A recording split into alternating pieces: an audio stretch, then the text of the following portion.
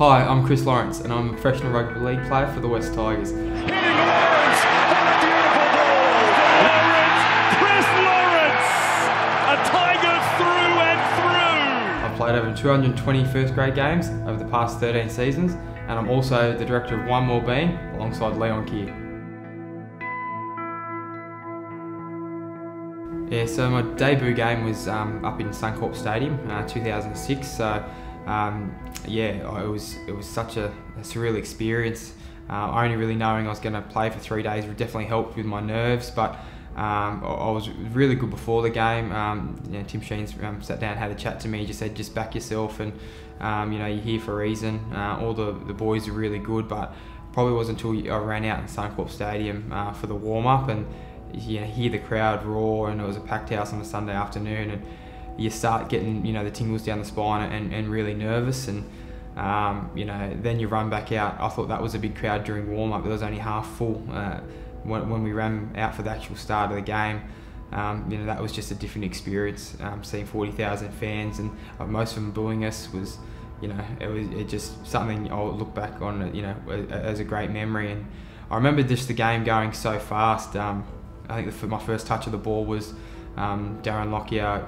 You know, I was playing wing that game, I think, and Darren Lockyer put a bomb across, or a long field kick to me, and I suppose I should have been thinking about catching the ball, but all that was going through my mind was, oh my God, I'm about to catch a ball that Darren Lockyer, you know, one of my idols, is kicking to me, and that I was just running around in the company of these guys. And about 20 minutes in the game, the Broncos have made an error, and Dean Collis has picked up the ball and scooped it and just tipped it onto me, and I'm down the sideline, and I had someone, I think it was Sean Berrigan, chasing me, and I just always remembered what Tim Sheen had said before the game.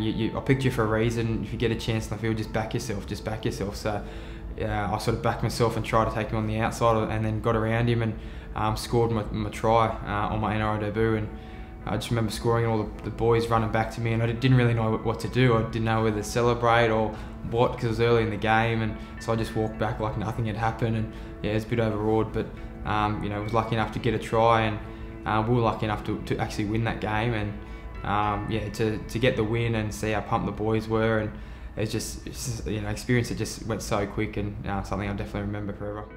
On by Stagg, gives a chance for Chris Lawrence. He's one-on-one with Berrigan. Too much speed for the halfback, and the 17-year-old schoolboy puts the Tigers in the lead here in Brisbane. Yeah, so after the game, it was just, you know, a surreal experience. The boys were just so pumped. It was a really crucial game for the Tigers at the time. So, you know, the boys were so pumped, and obviously so thrilled for me, the fact that I made my debut when I was only in high school, and you know, we were really accommodating. And being a Sunday game, we flew back from Brisbane on that day, so basically straight from the sheds, straight back to the airport. And I actually had a HSC trial exam, I think it was English or something like that, the next day. So I brought study books up with me to study, to make sure you know, I knew what I was doing and whatnot for the HSC exam the next day, because I'd worked pretty hard through the year, so I obviously wanted to continue that. And I remember sitting next to Chris Hyington on the plane on the way home, and I was sitting next to him, and then got my books out and started studying me, and he just turns around and looks at me, and I go, what? And he just goes, what the are you doing? He goes, mate, you just won your first grade game, put that shit away, enjoy it. He goes, you don't need that. So I was like, well, I'll enjoy it for tonight, but yeah, I'll get to the exam the next day. So to this day, I still have a laugh with Hino about that, about how much he gave it to me for getting the study books out after I won my first grade game. Yeah, the next day after the NRL debut, it was tough. I mean, it was good, but it was tough. I mean, coming back to school with all my schoolmates, you know, pumped for me. The fact I'd played first grade was, you know, sensational, and getting to just share that experience with those guys was awesome. But then having had my head switched on to make sure that, you know, I actually focused on my English exam or whatever it was, that was hard. But you know, I had to make sure I separated. You know, I could enjoy all the footy side of things after, made sure I could focus on what I had to do. And I suppose the next couple of days it was very hard. There was a lot of media attention around me, and I sort of probably wasn't prepared for it. even the fact where a lot of the boys at St Greg's after every exam would just go down to hang down the local McDonald's, just like a local, as if you were sitting at a cafe having coffee. All the boys just go down to McDonald's. And I remember after that exam, media following me and having taken photos and of us, all the boys mucking around, and I just didn't know how to sort of handle that at the time.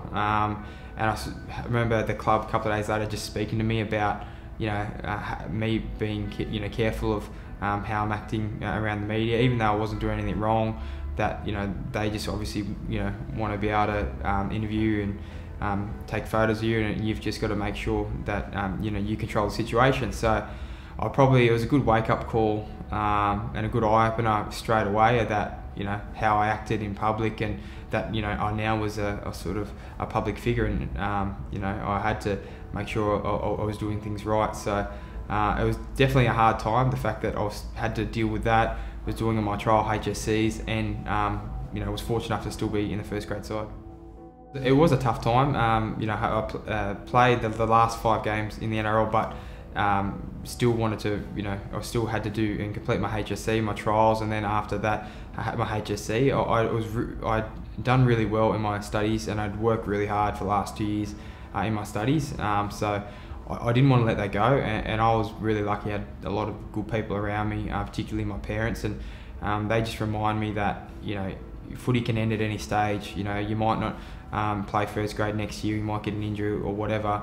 Don't waste all the hard work that you've done. Finish your HSC, get a good mark, and that'll set you up for whatever happens. And I was really lucky they kept me grounded through that period, because it meant I did focus on my HSC and got a really good mark. And I suppose that those values stayed with me and have been instilled in me throughout my footy career.